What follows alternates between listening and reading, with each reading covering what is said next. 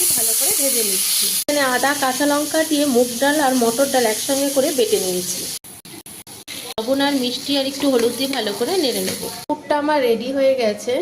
এবার আমি এগুলো ভাজা পটলের মধ্যে ভরে নেব।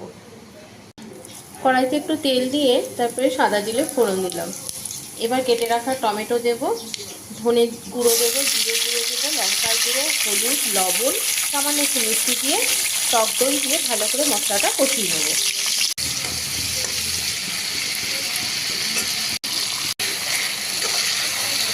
মশলাটা কষে গেছে। এবার আমি এখানে দুটো ছোট এলাচ, 4-5টা কাজু আর একটু সামান্য হাফ চামচের মতন পোস্ত ড্রাই রোস্ট করে রেখেছিলাম গুঁড়ো করে।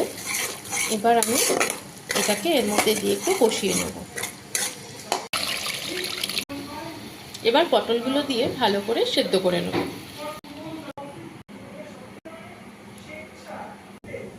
লেবু পাতা দিয়ে একটু ঢেকে রাখলেই আমার নিরামিষ পটলের দোরমা একদম তৈরি।